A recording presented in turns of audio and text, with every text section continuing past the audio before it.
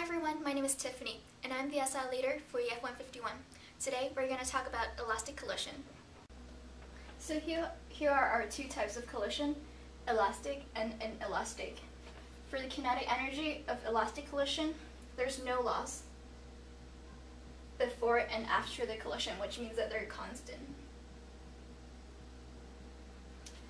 This gives us the equation of kinetic energy of initial is equals to kinetic energy after, which means that 1 over 2 mv squared initial is equals to 1 over 2 mv squared after final. Similarly, for an elastic collision of kinetic energy, it changes. It normally changes into some other forms of energy, which means that it cannot be tracked.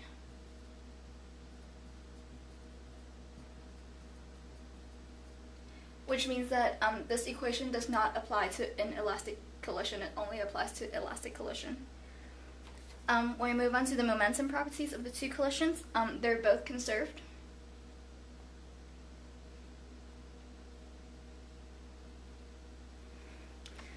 Which means that the momentum before and after are the same. So momentum initial is equals to momentum final, which gives us the equation of MAVA plus MBVB equals to MAVA dash plus MBVB dash. Ma is the mass of the particle A when two particles collide. That's the mass of particle A, and that's the velocity of particle A before the collision. That's the mass of particle B and the velocity of particle B before the collision. And this is the same, but these two are the velocities after the collision, so it's final.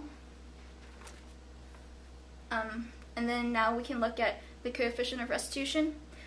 This is actually the ratio of speed before and after an impact. So the definition of coefficient of restitution is the velocity, final velocity over initial velocity, which is the same as this.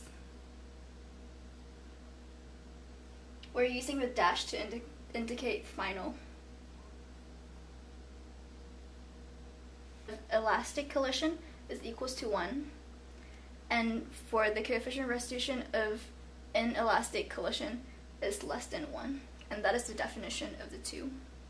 Since the topic today is elastic collision, here we have a practice problem on elastic collision. This problem shows there are two particles that's undergoing elastic collision. Particle A has a mass of 4 pounds, particle B has a mass of 3 pounds, and before the collision, the velocity is given, so it's 6 feet per second for A and 2 feet per second for B. Our goal is to find the final velocity, so VA dash and VB dash. Looking at the equations we've got here, we know that since it's a elastic collision, our total momentum is the same, so we can use this equation here, which gives us 4 pounds divided by gravity, which is 32.2 feet per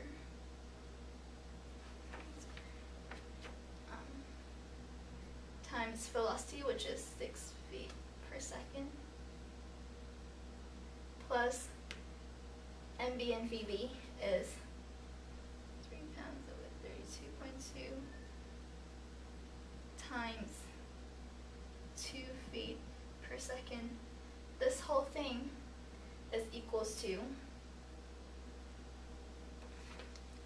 the final velocity there.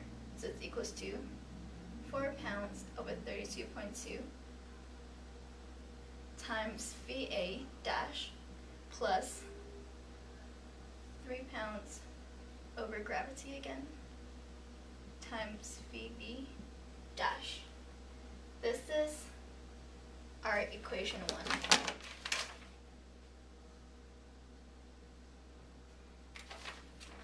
1. Since we have two unknowns, we need to find another equation to do simultaneous, to solve it by simultaneous equation. Since it's an elastic collision, we also know that coefficient of restitution is equals to 1.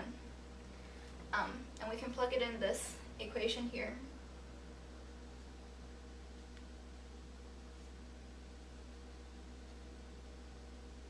Since after collision, the direction of the particles would be changed, so we can assume that it's a negative there. By solving this, we know that 6 feet per second minus 2 feet per second is equals to VB dash minus VA dash. And this would be our second equation. Solving this using simultaneous equation, we found out that VA dash is equals to 2.57, and that's feet per second. And VB dash is 6.57 feet per second.